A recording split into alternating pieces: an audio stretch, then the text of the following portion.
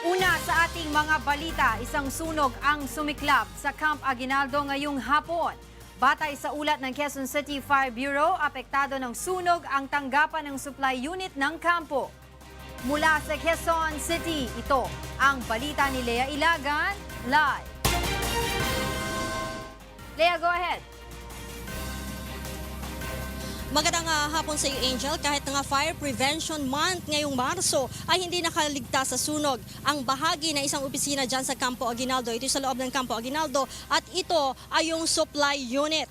Ito ay matapos ngang nasunog ang mga lumang gamit gaya ng CPU, aircon at iba pang mga gamit na nagkakahalaga lamang, Angel, ng 30,000 pesos. Napakaliit nito, ano? Ayon sa BFP Quezon City, sumiklab ang sunog kaninang 2:41 ng hapon. Naitala naman ang first alarm kaninang 2:56 ng hapon at idiniklarang under control ng 3:22 ng hapon. At ayon pa nga dyan sa BFP, patuloy ang kanilang investigasyon at mapping up operation. Kasama na dyan ang Armed Forces of the Philippines kung saan nga nag-umpisa itong apoy at kung may iba pang nadamay dyan sa sunog sa Campo Aguinaldo, Angel. At ilang beses na nga, kung matatandaan natin, ilang beses na nga nagkaroon ng sunog sa loob ng mga kampo ng militar at ng pulisya. Kaya't ipinaalala nila na doble ingat sila kahit sa kanilang mga tauhan sa iba't ibang unit upang maiwasan nga ang mga ganitong sunog, lalo na ngayong summer, Angel. Maraming salamat sa iyo, Lea Ilaga. Madalas pagmula ng sunog ang mga bagay na gumagamit ng kuryente. Ano ba ang mga dahilan kung bakit ito nangyayari at paano ito maiiwasan? Ito ang balita ni Monokson.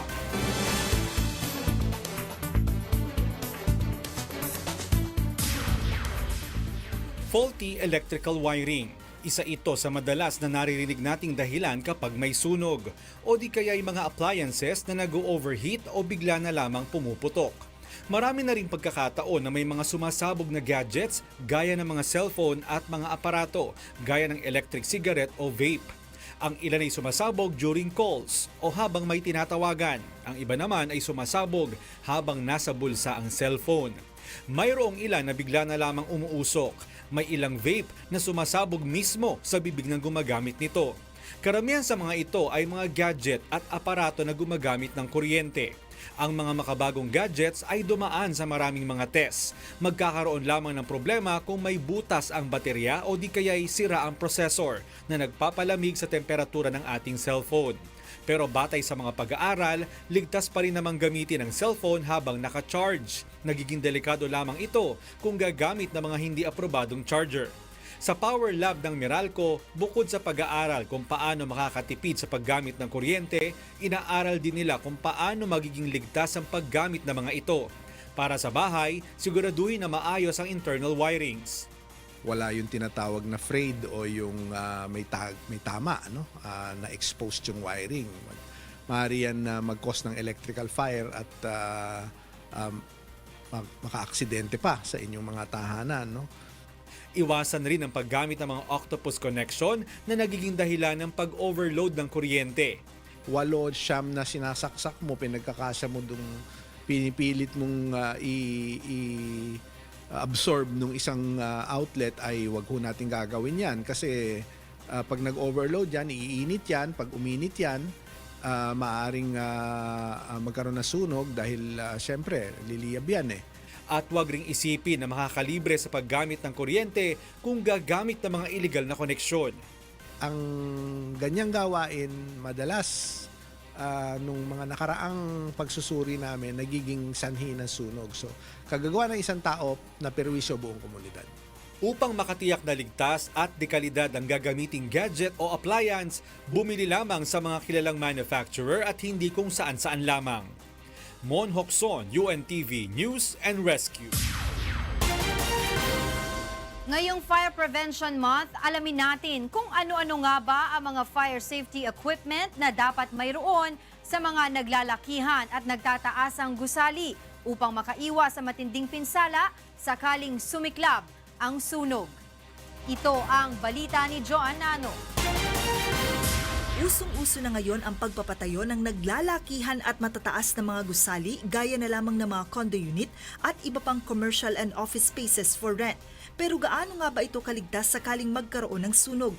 Ano-ano ang mga kagamitan at mga hakbang na kailangang gawin sakaling matrap sa loob ng ganitong katataas na mga gusali. Sa nakalipas na taon, ilang insidente na ng sunog sa condominium at iba pang high-rise building ang naitala ng Bureau of Fire Protection, kung saan nasasawi ang mga biktima matapos na matrap dahil hindi nakababa ng gusali. Ayon sa Bureau of Fire Protection, ang mga ganitong klase ng istruktura ay dapat na makapasa sa kanilang fire safety inspection. Kinakailangan rin na mayroong Fire Safety Inspection Certificate mula sa City o Municipal Fire Marshal bago ito paukupahan sa sinumang nais na umupas sa gusali. Bukod dito, inire-require rin ng BFP na magkaroon ng mga ito ng kumpletong fire safety equipment. Isa sa mga halimbawa ng high-rise building ang opisina ng DILG Napolcom sa kanto ng EDSA Quezon Avenue na mayroong 27 palapag. Mayroong kumpletong gamit sa fire safety ang gusaling ito. Sa kada floor ng building, makikita sa mga pintuan ng opisina at elevator ang mga fire extinguisher at fire hose cabinet. Mayroon ring mga smoke detector na nakakabit sa mga kisame. Kumpleto rin ang gusali sa mga fire exit na maluwag na madadaanan sakaling kailanganin lumikas ng mga empleyado dito. Matatagpuan rin sa tabi ng fire exit ang fire alarm na maaaring pindutin sa oras ng emergency. Sa bawat palapag ay nakapaskil rin ang evacuation plan upang malaman kung saan pupunta ang mga empleyado sakaling sumiklab ang sunog. Kumpleto rin ang mga ito ng water sprinkler na otomatikong magbubuga ng tubig upang patayin ang apoy. Mayroon rin silang ginawang audio-video presentation na palaging ipinapakita tuwing may meeting upang maipaalam ang paraan ng paglikas sakaling magkasunog sa gusali. Buwan-buwan rin silang nagsasagawa ng fire drill upang masanay at lubos na malaman ng mga empleyado ang mga dapat na gawin sa mga ganitong sitwasyon. Noong taong 2015, nakapagtala ang BFP ng mahigit sa 17,000 insidente ng sunog sa buong bansa.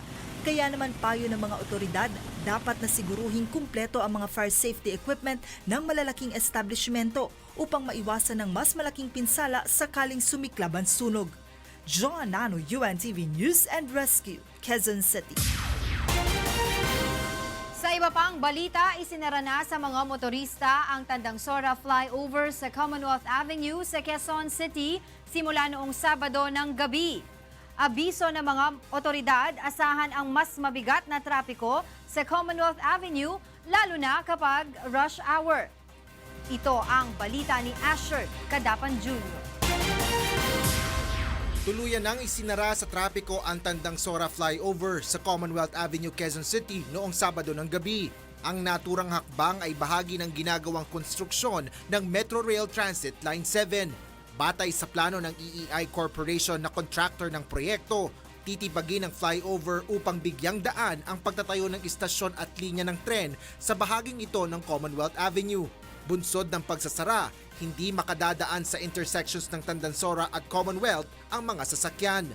At upang makatawid sa Commonwealth Avenue ang mga motorista, nagbukas ng U-turn slot 500 metro ang layo sa magkabilang dulo ng Tandansora flyover. Maaari ring tumawid sa Commonwealth ang mga sasakyang galing sa Old Balara at Katipunan sa pamamagitan ng Tandansora Luzon Avenue overpass. Nakaantabay naman sa lugar ang mga tauhan ng Metropolitan Manila Development Authority at Department of Public Order and Safety ng lungsod upang umalalay sa mga motorista. Meron naman po nagre-reklamo, tinuturo na lang po namin doon po sa may U-turn slot po namin. Nalalayuan sila sa pagka-U-turn. Wala po tayong magawa, ayun po dapat sundin nila. Muli namang humingi ng pangunawa ang MMDA sa mga motoristang maapektuhan ng naturang pagsasara ng flyover. Asher Cadapan Jr., UNTV News and Rescue, Quezon City. Ipinakita ng Department of Transportation o DOT ang backup station models na magsisilbing prototype na itinatayong kauna-unahang underground rail line ng Pilipinas. Magkakaroon ng 15 estasyon ng Metro Manila Subway mula sa Quirino Highway sa Quezon City hanggang sa NAIA Terminal 3 at sa FTI. May 4 na common station din ito na konektado sa LRT at MRT. Accessible din ang mga estasyon ng subway sa mga land-based transport tulad ng bus, taxi at jeepney. Sa bilis naman na 80 km per hour, aabutin lamang ng 31 minuto ang biyahe mula Quezon City patungong NAIA Terminal 3.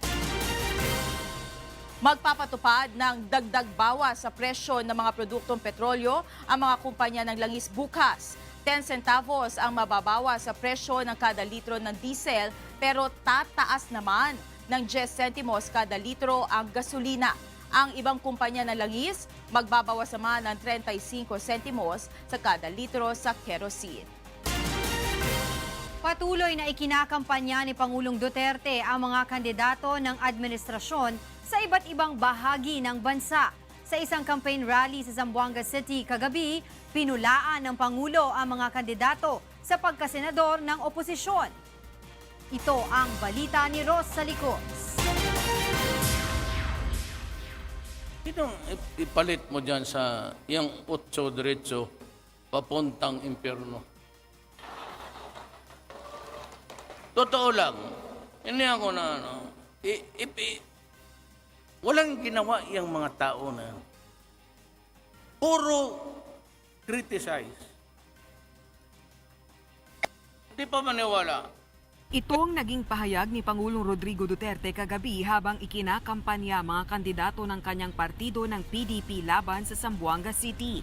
Ayon sa Malacanang, nagpapatawa lamang ang punong ehekutibo sa pahayag na ito. Kalinsabay naman ang pagpapakilala sa mga sinusuportahan niyang kandidato.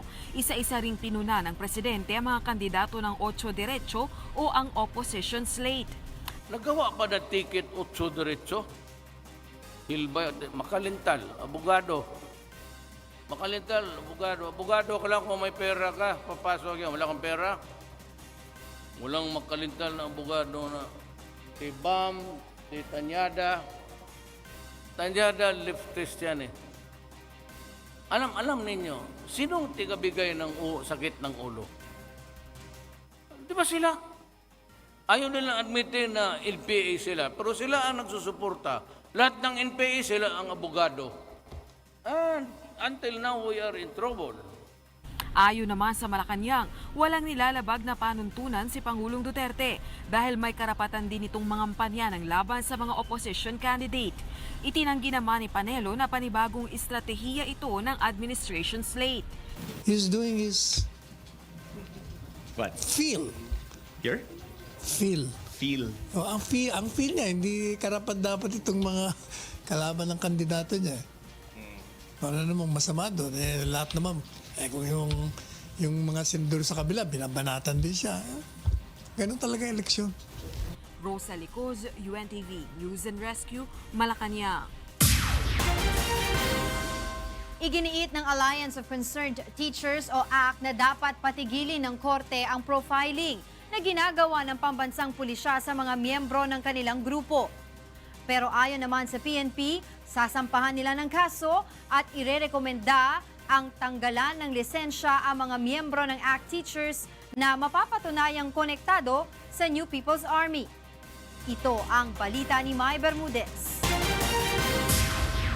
Hinihiling ng grupong ACT Teachers sa Court of Appeals o CA na baliktarin ang pagkakadismiss sa kanilang petisyon na ipatigil ang ginagawang profiling ng Philippine National Police sa kanilang mga miyembro. Nais ng grupo na mag-issue ng Writ of Preliminary Injunction o Temporary Restraining Order o TRO sa anilay harassment ng mga pulis na paglabag umano sa right to privacy at karapatan ng mga guro. Isa sa mga argumento ng ACT sa kanilang motion for reconsideration ang hindi umano pakikipagtulungan ng PNP at pagtangging ilabas ang certified true copy ng memorandum mula sa Directorate for Intelligence na may petsang December 10, 2018 na nag-uutos na tukuyin ang mga gurong may koneksyon sa ACT. At isa pang memo mula sa Police Regional Office 3 na may petsa namang December 27, 2018. Patuloy ang pagsasagawa ngayon ng mga pulis ng profiling upang alamin kung sino-sino ang mga guro na miyembro ng New People's Army o NPA. Sa petisyon ng grupo ay giniit ng mga ito na unconstitutional at illegal ang pagsasagawa ng profiling dahil nilalabag umano nito ang karapatang pantao, freedom of association and assembly, freedom of expression at privacy. Ayon sa ACT, ngayon ay may takot na sila sa kanilang seguridad at privacy lalo pat may banta na ng harassment sa kanilang mga opisyal. Kailangan pong i-consider ng Court of Appeals na yung sitwasyon ng mga teachers natin at nanggaling na rin naman sa PNP, sa liderato ng PNP, na una ina-allege nila na confidential ito. So in short, meaning hindi sila makakapaglabas ng certified true copies nito. And therefore, impossible condition para sa mga petitioners yung pag-produce ng CTC. Hindi naman nababahala ang PNP sa inihaing motion for reconsideration ng act kaugnay ng profiling ng PNP. Ayon kay PNP Chief Police Director General Oscar Albayalde, karapatan nito ng grupo matapos na i-dismiss ng Court of Appeals ang isinampang kaso ng grupo laban sa PNP. Sinabi pa ni Chief PNP na kapag nakakuha sila ng sapat na ebidensya na front organization nga ng NPA ang act at iba pang grupo ay sasampahan nila ang mga ito ng kaso at irerekomendang matanggalan ng lisensya. Karapatan naman nila yan. Karapatan din namin mag-file ng kaso sa kanila. If we will be able to get, sabi ko nga, physical evidence on their participation sa rebellion, we will not hesitate to file a case against them and we will not hesitate to file pag-revoke ng licenses ng mga yan. Una nang dinismiss ng CA ang petisyon ng ACT teachers dahil hindi nila nailakip dito ang certified true copy ng sinasabing mga memorandum ng PNP na naguutos na magsagawa ng profiling sa mga guro. May Bermudez, UNTV News and Rescue, Manila. Wagi sa March 1st weekly eliminations ng A Song of Praise o ASOP Year 8 ang awit na likha ng isang senior citizen. Pumatok sa mga hurado ang novelty song ni Arnel Ortiz dahil sa ganda ng letra at melody nito. Ito ang balita ni Rosalie Cruz. Halina, tayo'y magsama-sama. Ang mundo'y punuin natin ang sigla. Walang pinipiling edad ang paghahandog ng awiting papuri sa Diyos at hindi rin nagtatangi ang Diyos sa mga ibig maglingkod sa Kanya. Kaya naman ang Filipino elder at tubong Bulacan na si Mr. Arnel Ortiz nahikayat na isali ang kanyang sariling komposisyon na Halina na itinampok bilang unang weekly winner sa March eliminations ng ASOP Year 8. Aniya, sa pamagitan ng ASOP, nahihikayat ang mga katulad niyang bagaman senior citizen na ay maigugol pa rin ang talento sa paglikha ng mga awiting papuri sa Maylalang. Ilabas ko yung siguro sabihin natin natatagong talento na ngayon ko lang nailabas kung kailan matanda na ako. At na mayawan Diyos, gagawa pa ako't gagawa ng mga kanta pa hanggang kaya ko. Tulong at awa ng Diyos. Pumatok naman sa mga hurado ang novelty song na likha ni Mang Arnel. Ay klarong-klaro naman. Unang-una, talagang masayang klase ng kanta siya. Clear naman sa tone ng arrangement, sa lyrics na ginamit niya, na pinili niya para sa awitin niya. Sa akin naman, Doc, yung melody napakasarap sa tenga. At madali siyang masabayan. At saka yung lyrics niya, yung story nung kanyang Halina, ay talagang maganda. Dahil walang pinipili. Ako naman, nagulat ako. Yung mukhang pinag-isipan yung laman ng mga verses. Sana lang doon sa verse 2 and 4, minentain niyo po yung lyrical na template na gano'n. Pero ganun pa man, malinaw naman yung relationship ng chorus sa verse. Parang cause and effect, parang condition. Ito yung desisyon. Kahit ang interpreter ng awiting Halina na si Orca, feeling blessed sa pagkapili sa kanya. Parang kakaibang experience to.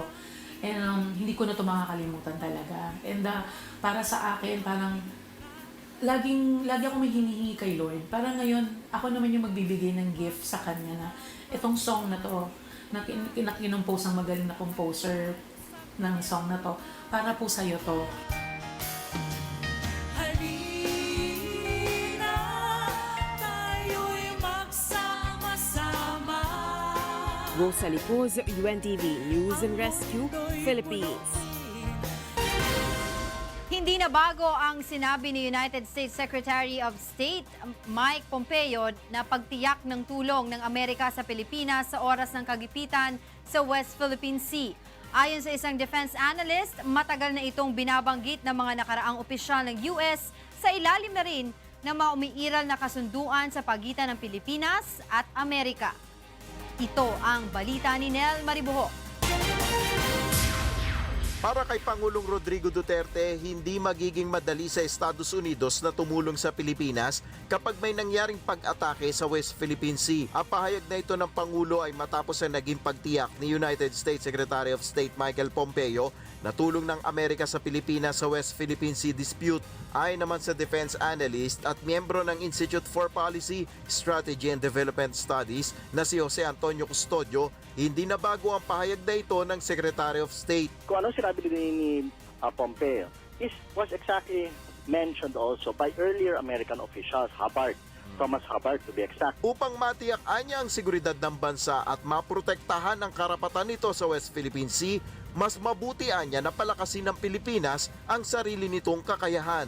Improve mo yung logistic capabilities ng bawat bases there, no, or bawat installations, no? Improve mo yung Ayon pa kay Custodio, sa ngayon ay hindi kailangan na amyendahan pa o idetalye pa ang kasalukuyang Mutual Defense Treaty ng Estados Unidos at Pilipinas. The treaty itself is a good enough message that if China attacks us, then they will have to face the US. Sa kabila nito, una na ring sinabi ng Malacanang ang pangangailangan na tingnan muli ang kasunduan na ito upang umakma sa kasalukuyang sitwasyon ng bansa. Nel Maribuho, UNTV News and Rescue, Pasay City. Sa unang pagkakataon mula nang maupo sa pwesto, bibisita sa Pilipinas si Malaysian Prime Minister Mahathir bin Mohamad mula March 6 hanggang 7. Ayon sa Malacanang, layo nitong tumbasan ang ginawang pagbisita sa Malaysia ni Pangulong Duterte noong nakaraang taon. Nakatakdang magsagawa ng pagpupulong ang dalawang lider at kabilang sa tatalakayin ay ang pagpapatibay sa ugnayan ng dalawang bansa, partikular sa aspetong politikal, ekonomiya at people-to-people exchanges. Posible naman anyang matalakay din ng dalawang lider ang isyu hinggil sa Sabah. Ang Sabah ay kabilang sa teritoryong inaangkin at nais mabawi ng Pilipinas mula sa Malaysia. Oh, everything is possible naman when you meet a head of a state. And do you think Every it's issue necessary is this time since we've not been talking about this for so long? Kaya nga, everything is possible. Handa na ang Department of Agriculture na ipatupad ang Rice Tarification Law.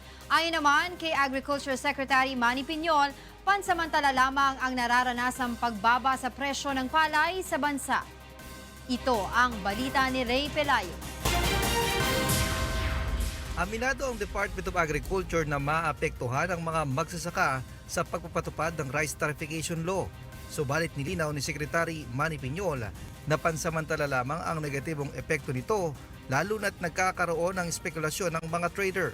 Nangangambaan niya ang mga trader kung paano ibebenta ang kanilang mga stock dahil naipit ito sa pagdating ng mga inangkat na bigas. Nasa 1.8 million metric tons ang inaasahang kabuuang darating sa bansa na bahagi ng out-quota importation.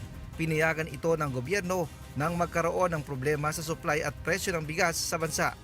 Sa ngayon ay nasa 15 pesos anya ang presyo ng palay sa ibang lugar, habang ang iba namang mas magandang klase ay nasa 20 pesos kada kilo. Sinabi kong temporary yun kasi wala pa naman kasing epekto yung tarification per se doon sa presyohan. Kanya lang kinabahan yung mga traders nung marinig nila na papasok na yung important liberals. Kinabahan, no?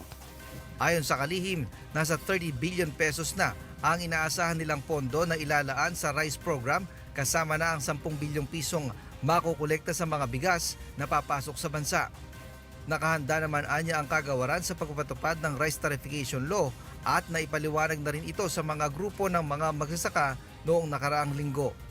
Iginiit naman ni Piñol na patuloy nilang hahanapan ng solusyon ang mga hamon sa sektor ng agrikultura at nasa pasyanaan niya ng Pangulo kung mananatili pa rin siya sa pwesto. This is a position that was given to me by the President. If he feels that I am no longer useful, it's his choice. I mean, it's a decision. Wala naman tayong effort na to hang on to a position if the appointing authority feels that you're not with them. Samantala, may task force na rin natututok para sa magiging epekto ng El Nino sa bansa.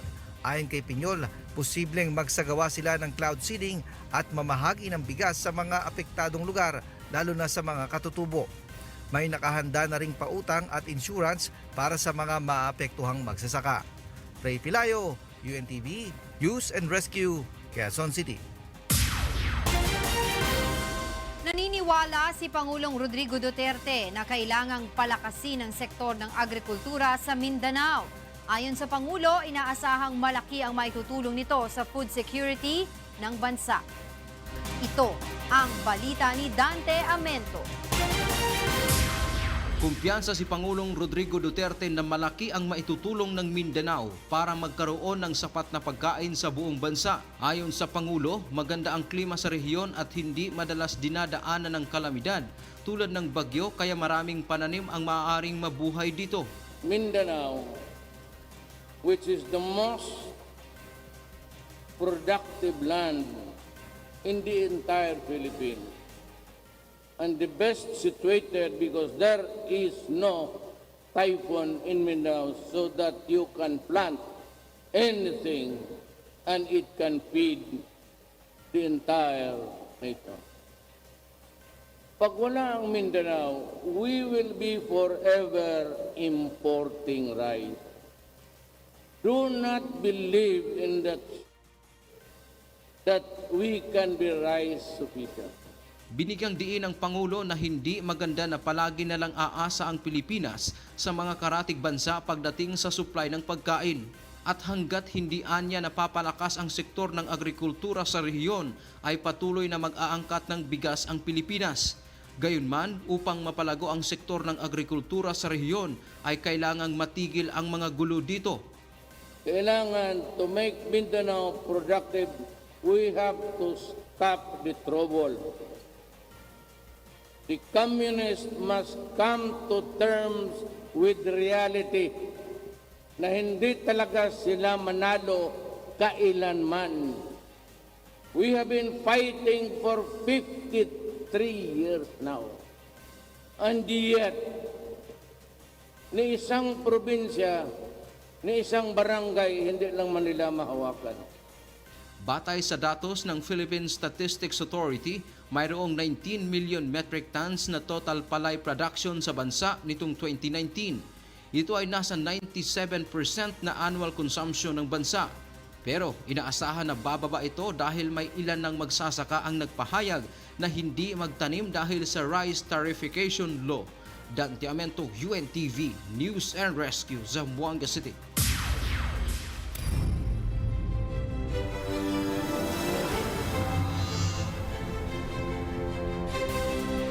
Kanya-kanyang pag-iikot sa iba't ibang lugar sa bansa ang mga kandidato sa pagka-senador. Ang hugpong ng pagbabago sa ilang syudad sa Metro Manila nag-ikot, habang ang mga kandidato ng oposisyon dumalo naman sa isang debate na isinagawa sa isang pamantasan sa lungsod ng Quezon. Ito ang balita ni Grace Cassie. Sinuyo ng mga kandidato sa pagkasenador ng hugpong ng pagbabago ang mga residente ng Pasay. Pinangunahan ito ng party chairperson na si Davao City Mayor Sara Duterte Carpio. Pero 2 lang sa 13 kandidato ng partido sa pagkasenador ang nakadalo. Ito ay sina Jiki Manicad at Ronald Bato de la Rosa. Nag-ikot rin ang mga ito sa Mandaluyong at Taguig. Sang-ayon naman ng presidential daughter na isa publiko ang listahan ng mga narco-politician upang sila ay bigyan ng pagkakataong depensahan ng kanilang sarili. Hindi naman umano ipinagbabawal sa batas na isa publiko ng PIDEA ang nasabing listahan. Dumalo naman ang ilang pambato sa pagkasenador na 8 diretso sa isang debate na isinagawa sa Ateneo de Manila University. Kabilang sa mga dumalo ay sina Gary Alejano, Bam Aquino, Chel Jokno, Samira Gutok, Romy Macalintal at Erin Tanyada. Si Mar Rojas naman ay sa Tala, Caloocan City nangampanya ngayong araw. Ang PDP Laban bukas naman magsasagawa ng campaign rally sa Banged Abra na pangungunahan naman ni Pangulong Rodrigo Duterte. Grace Casin, UNTV News and Rescue, Philippines. Itinuro ng Philippine National Police Caraga Region sa halos 1,000 mag-aaral sa Butuan City ang mga paraan kung paano makakaiwas sa suicidal apps gaya ng Momo Challenge. Sinunog naman ng mga estudyante ang life-size na replika ng imahe sa Momo Challenge. Ito ang balita ni Raymond Octobre. Isip pagkundina sa mga delikado nga suicidal app nga Momo Challenge, gidauban sa mga magtutungha sa Libertad National High School ang life-size nga replika sa imahe niini. Sumala ang Police Regional Office 13, Director Police Brigadier General Gilberto D.C. Cruz, tumong niining wagtangon ang kahadlok nga natanom sa ilaha sa suicidal app. Ito ginawa para kumita. At ang kinapitalize nila yung takot ng mga bata at ng mga users. Ibinabalik lang natin yung tapang ng mga bata. Kasi itong laro ito naka-base sa fear eh. Sa investigasyon sa Pro 13, adunay duha ka insidente kuno sa suicide attempt nga nalatid sa Caraga Region sa mga nilabay nga adlaw. Ganihang kadawon, adunay 14 anyos usab nga naghikog sa Barangay Obrero ning Tacbayan. Isa sa mga gitan-aw nga hinungdan sa Butuan City Police Office sa paghikog sa maong ulitaw ang pagkalambigit niini sa Momo Challenge. Nabalaka ang prinsipal ug mga magtutudlo sa Libertad National High School tungod kay adunay mga estudyante kuno nga nakitaan nila og sintomas sa depresyon. Nagtuo si Principal Dennis Roa nga importante ang awareness campaign sa pulisya batok sa delikado nga suicidal app. So dapat tan-awon siya pirmi nga imbis nga ang bata normal magdagan-dagan magdula to sa premisig pahunok. Kung naay behavior nga dili ingon ana, diha mi makabantay, diha mi alert nga ngano man dong ali daw kuno. Ang senior high school student nga si Adrian Quinelin Orozco, todo bantay na sa iyang manghod sa paggamit og gadgets. Pwede man pud mo gamit kay pang learnings pero dapat control lang jud kay karon mo mga bata kay mga spoiled kayo ba. Pahinumdom sa PNP Caraga sa mga ginikanan, i-check permi ang mga activities sa mga bata sa ilang mga gadgets ug kung mahimo, kansang i-minimize ang paggamit og gadgets sa ilang mga anak. Magpahigayon sab og parehong effigy burning sa Momo Challenge ang Pro 13 sa mga pribadong nga eskwelahan. Raymond Octubre, UNTV News and Rescue, Butuan City. At yan ang ating mga balitang Promdi. Ako si Debra Veral, mayong hapon.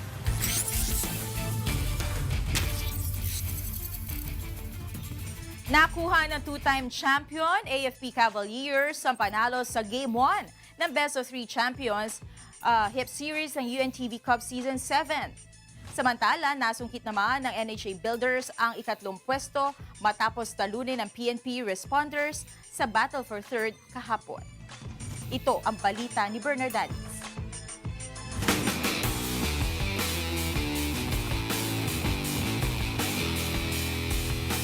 Pinatumba ng two-time champion AFP Cavaliers ang defending champion Senate Defenders sa isang come-from-behind win sa Game 1 ng Best of 3 Series ng UNTV Cup Season 7 Finals sa Pasig City Sports Center kahapon. Naging susi sa tagumpay ng Cavaliers ang matyaga nilang unti-unting pagtibag sa mahigpit na depensa ng Defenders na ipinamala sa first half, kung saan umabot sa 14 points ang lamang ng Senate sa last 1 minute and 26 seconds ng second quarter, 30-44. Best player of the game si Jerry Lumungsod dahil sa napakahalagang 3-point shot sa last 3 minutes and 24 seconds upang maibaba na lamang sa isang puntos ang abante ng Senate, 69-70. At nang maipasok niya ang dalawang free throw sa last 10.4 seconds na nagbigay ng 3 puntos na abante sa Cavaliers, 76-73. Sa kabuuan may 14 points, 2 rebounds at 1 block si Lumungsod. Habang nag-ambag naman ng 18 points si Eugene Tan na ubagaw ng bola ng defender sa last 10 seconds ng ball game upang tuluyan ng biguin ang mga ito na makabawi pa at makapag-execute ng play hanggang sa maubos ang oras. May 16 points naman si Darwin Cordero at 15 points si Boyet Bautista. Sabi ko nga sa kanila, never give up. Di ba? Attitude. Sabi ko, two-time champion tayo. Nandito na tayo sa finals. Hindi natin pwede pabayaan. All my players paid off. Sabi ko, continue lang yung sistema natin. Yung game plan natin. Hopefully, we paid off. Credit to the Senate team. Dahil yung defense nila no first half, amazing. Okay? Nakuha nila yung stop namin. Pero at the same time, at least second half, naka-recover kami. Sinuwerte, luck. Nanguna naman sa defenders si Jeffrey Sanders na may 24 points, 18 points si Gary Sevilla at 10 points si Marlon Legaspi. Instead na kami yung mag-build ng tempo ng game. Sumunod kami sa tempo nila eh. Nag-slow down sila, kami nag-slow down din. Yung first half, tumatakbo kami. That's why we were able to build a comfortable lead. Pero yun na nga, lapses on the end game. 62 all with 4:54 remaining. Samantala sa kauna-unahang pagkakataon, nakuha ng NHA Builders ang ikatlong pwesto mula nang sumali sa UNTV Cup. Tinibag ng NHA ang Season 5 champion PNP Responders sa kanilang makapigil hiningang battle for third sa first game kahapon sa score na 73-70. Nanguna sa Builders si Alvin Vitog na tumikada ng 31 points, 13 rebounds, 2 blocks at tig-1 assist at steal. Buti, na-break namin yung G's. Lagi kaming fourth, di ba? Ngayon, third naman. One step higher. So, maybe Season 8, lumaban na kami sa championship. Ngayon, nagkakaroon na sila ng konting teamwork eh. Teamwork and unity. Nagkakaroon din ng konting confidence. Saka nawawala na yung init nila ng ulo o emotional nila sa mga referees. Do lumaban nga, pero na-short pa rin kami dun sa depensa namin eh. Yung adjustment namin, nag-click naman, pero siyempre yung mga breaks of the game, di namin makakontrol yun eh. Samantala, gaganapin ang Game 2 ng AFP at Zenit sa Smart Araneta Coliseum sa darating na Lunes, March 11. Matapos manaig laban sa Senate Defenders sa Game 1 ng Best of 3 Series, hangad ng AFP Cavaliers na makuhang ikatlong kampyonato sa Liga ng Public Servants. Bernard Dalis, UNTV News and Rescue, Pasig City.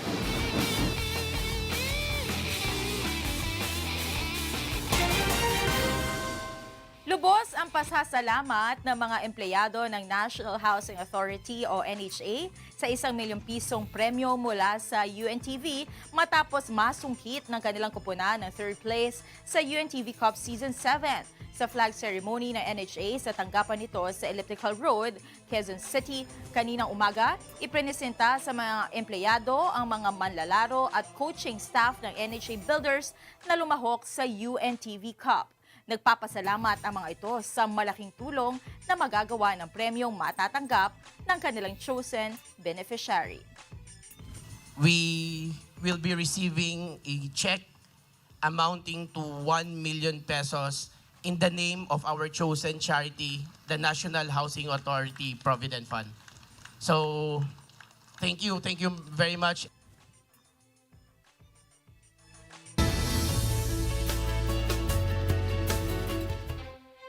Makukulay at naggagandahang mga karosa ng bulaklak ang bumida sa pagdiriwang ng Panagbanga Festival 2019 sa Baguio City kahapon. Bukod sa saga ng bulaklak sa lungsod, kasama ding ipinamala sa parada ang mayamang kultura dito. Ito ang balita ni Grace Doctolero.